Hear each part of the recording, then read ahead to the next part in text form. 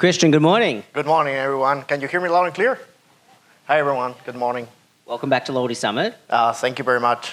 And it's exciting this year. We have our own dedicated session to talk about LATAM Pass. Thank you very much for that. So, who is, let's be honest here, who's maybe a little less familiar with LATAM Pass? Okay, a couple of people being honest. Okay, so probably still a good portion of the room might not be familiar with sort of how LATAM kind of came to be and the evolution of the program, I guess, to date. Could you perhaps do by way of quick introduction to yourself, but also include a little bit of a quick introduction to the airline as it is today and the program? Absolutely. Hi, everyone. First of all, before I begin, I would like to acknowledge that today is September 11th, a very sensitive day for the world, the aviation industry. So my thoughts are with the victims. It's a very sensitive day. So saying that, again, I'm really honored to be here. And I'm surprised here that a lot of people doesn't know LATAM, but still, no worries. LATAM is the largest airline in South America. Actually, LATAM Pass is the largest loyalty program in South America. We already have 52 million members. We grow 40% in the less than 5 years. And we have the aspiration, this is a personal aspiration, honestly, to reach 100 million members by 2030. And these members are really active. We have a portion of the members that over 35% of them are active. And that is translated into things that I actually love a lot. First of all, a lot of elite members. We have 2 million elite members, and we have a lot of miles redeemed. Every second that pass, there's 6,000 miles that are redeemed. So hopefully by the end of this conversation, we'll be roughly 10 million miles redeemed. So that is something really good. And again, we're in the middle of a big transformation here. We want to grow, and we want to be really meaningful for our customers. Yeah, when we were chatting with Dennis yesterday about Copa, one of the things Dennis spoke about was kind of the unique nature of their hub right in the middle of the Americas there. How does LATAM position itself in terms of, for those, again, maybe not super familiar with the regional dynamics in your various markets? Because, again, Dennis sort of spoke about so many different markets to serve. What are your largest? For the airline, we're a group of airlines. We have right now 360 aircraft for flying from within South America and outside. Our major base is Brazil. Half of the aircraft are there. Smallest portion now is in Chile, and the rest is Colombia, Ecuador, and Peru. Okay, we have two big hubs. The first and most important hub is in Guarulhos, of course. We're connecting the world there, and also Lima. But I think, of course, network is one of the biggest. Our biggest strengths. But for example, in the side of loyalty, I think the biggest strength that we're having right now is the mentality. Is changing a lot, innovation a lot. And we have a very clear and simple path there. Is we're trying to exceed customer expectations every time, every day, every moment. And that is changing a lot of things. And that's one of the biggest things that a loyalty program can do, is actions given to the people. Not just saying that you are customer-centric. Everyone can say that. You need to give actual proof to people that you believe in that. When we think about, like you said, in terms of the airline group, for example, when you think about managing the program, you think about the evolution of the program. Can you talk about sort of what are the primary drivers, that push you for transformation of the program, and major evolutionary changes, as opposed to just sort of those, that incremental growth of members and miles redeemed, etc. Absolutely. Let me start with something. At risk to be a little bit unpopular in this room, I'm going to say that loyalty programs are not really simple, right? They're very complex, and customer perceives that. There's a lot of fine print, exceptions, caps, minimum, maximums, etc.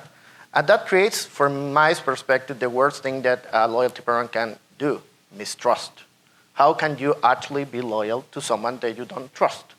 And one of the philosophies that we have with that is, or do we truly believe in an idea, or we discard it?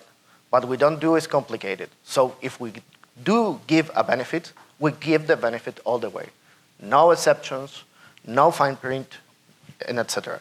And that makes us, for example, take some difficult commercial decisions. And I'm saying commercial, underline it, because for the perspective of the customers, we're really easy.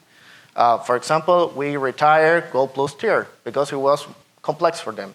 We retire also qualifying segments and focus it only in qualifying points. And that's were decisions that probably commercially were made a lot of sense. It's a commercial optimizations, but we are not optimizing the monetization. We're optimizing the customer. And that's, you need to prove that you're driving loyalty with that. So one of the major changes was, I know we're going to talk a little bit about partnerships. I don't want to dive too deep into that, but just sort of at a very high level, LATAM's relationship in terms of, say, alliance membership. Can you talk a little bit about that? Absolutely. Today, let me give you, you need partnerships that are in the same page with you. Let me give you an example.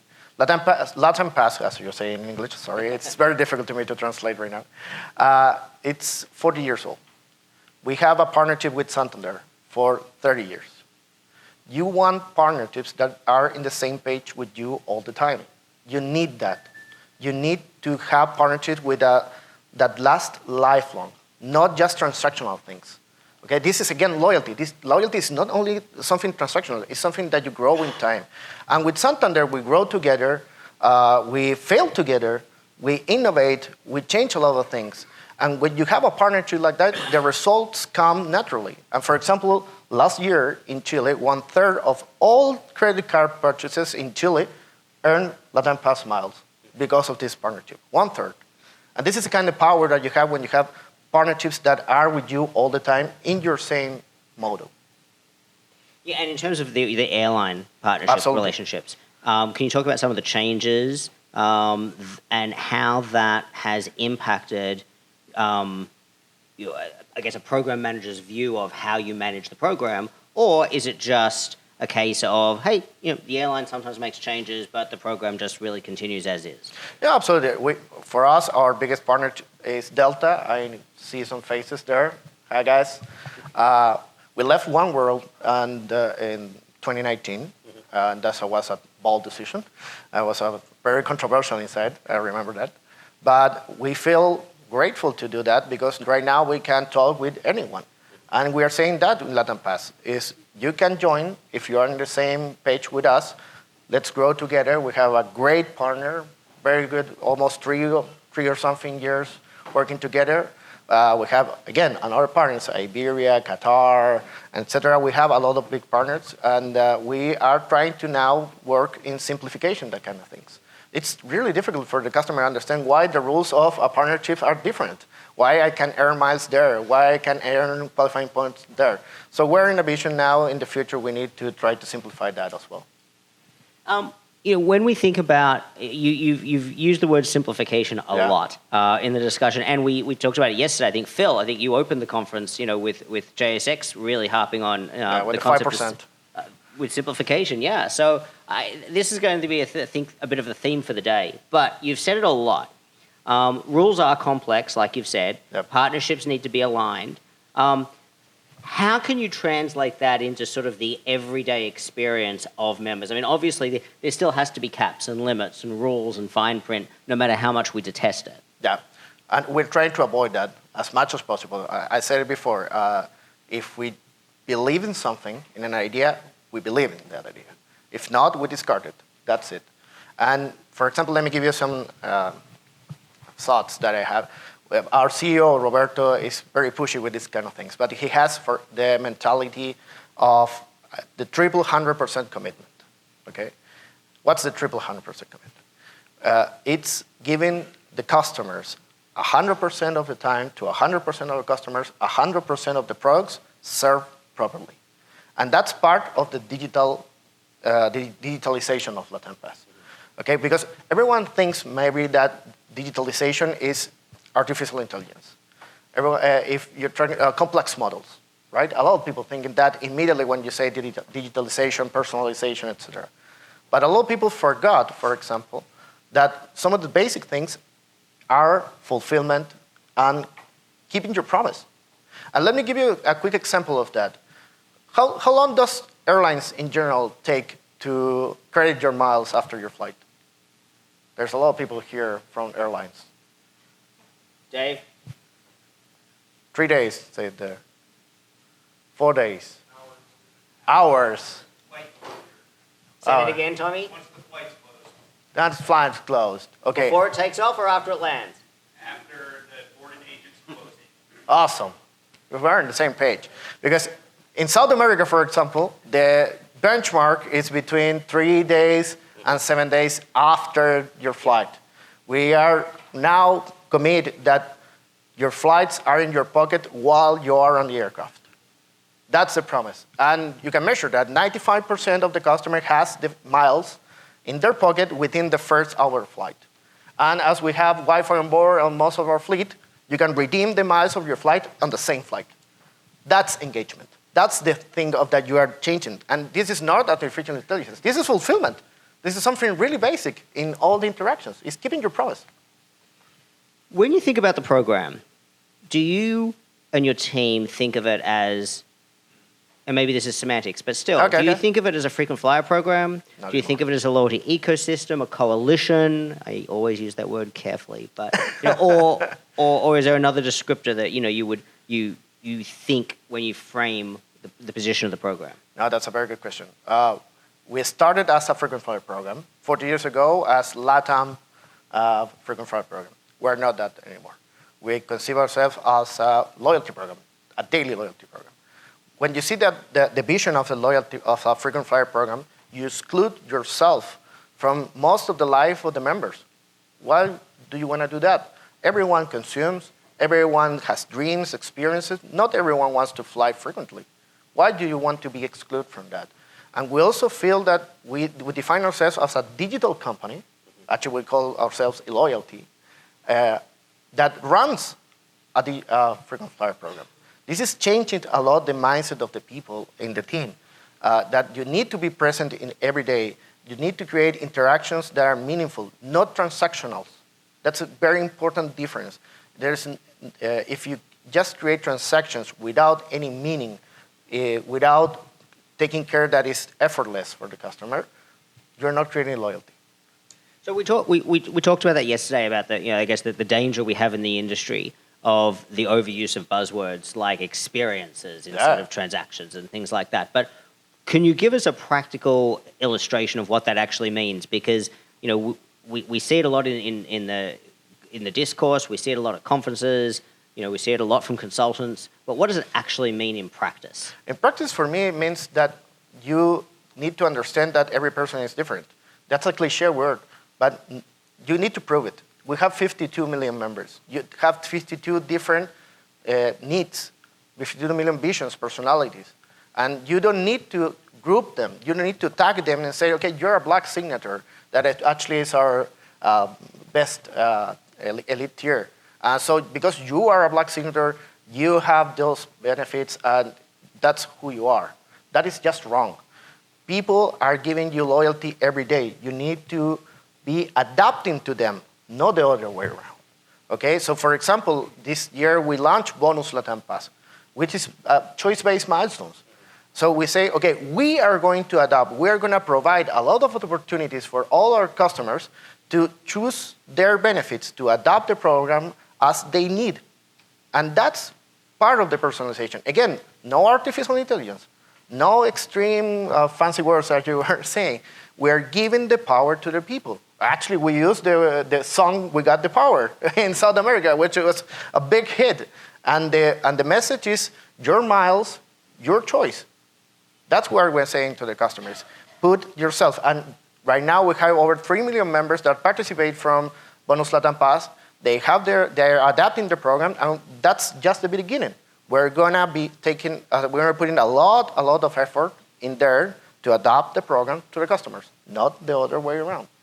So when we talk about that level of power to the customers. And I was going to use the word personalization, but I hesitated for a moment there because really what you're talking about giving the customer choice, but there's always a risk. You don't want to make it too complicated, in terms of a choose your own adventure, because then it's the opposite of the goal of simplification. But when we do talk about personalization, that is a buzzword. We've been talking about it for years. Steve, I saw Steve hiding somewhere. Steve Mathwig, where are you?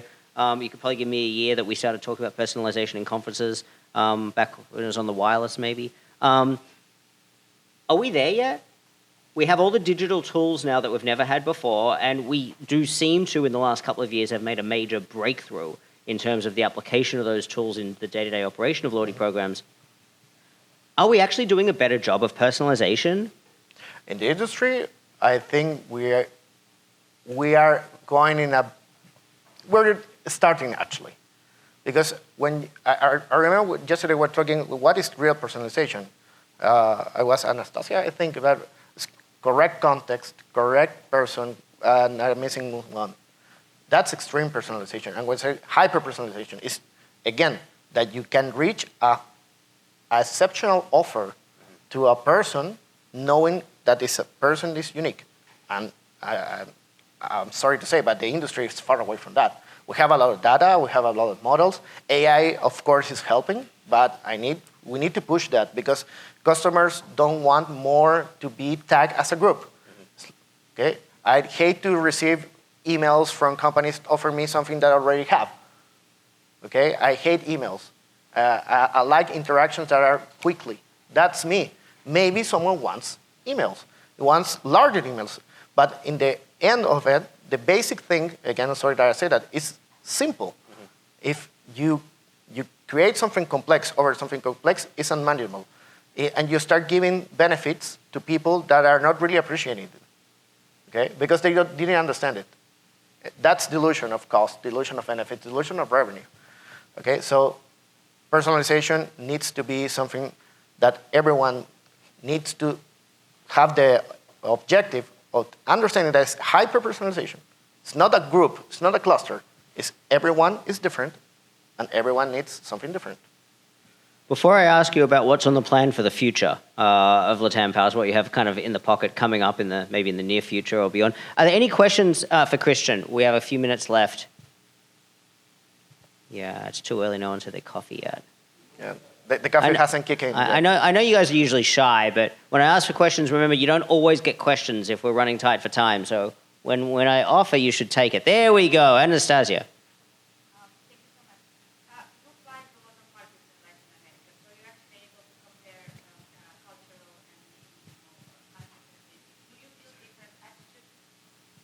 Do you see different attitude towards personalization, dynamic pricing, or privacy, and how you adjust within your strategy to that? Absolutely. And, South American people are very different.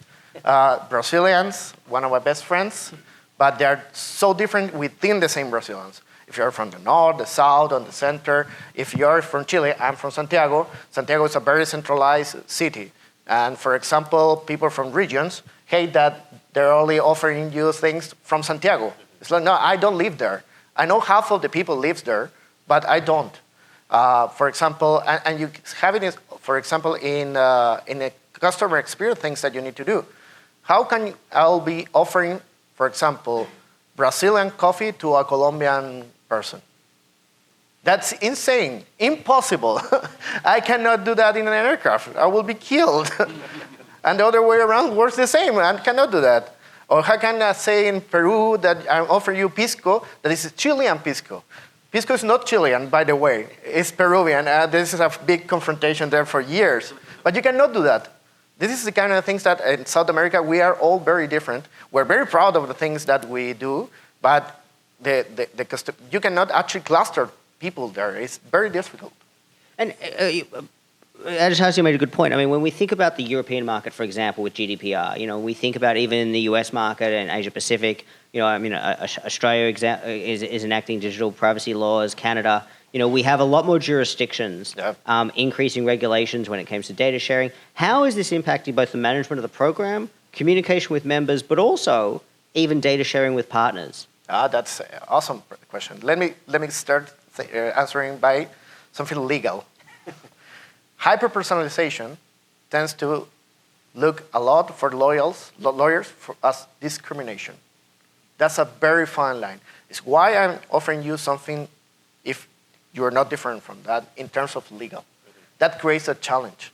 It's something, and we have many jurisdictions in South America. It's not that we are one big country. No, we need to challenge with a lot of regulations. And that's very, very tough for us. It's some of the things that are stopping us to move faster in hyper-personalization. And just as we're almost at time, but what's on the roadmap for the future for you? This is the phrase that I use a lot. We want to be the loyalty program of South America. A program that gives you experience that are effortless, that are meaningful. 100 million members, that's 1/4 of all South American population. So we're saying 1 out of 4 trust in us. And the commitment that we have for changing is being simple, being fair with the customers, being transparent, create and build loyalty. When you already reach to build loyalty, that's the power of that's the most powerful thing a brand can have. That's our motto. We need to be there for our customers. Cristián, thank you so much for joining us. Hopefully you'll stay around the rest of the day. People can maybe see you during the break. I'll be there the rest of the day. Absolutely. Thank you very much. All right, let's have it up for Cristián. Thank you.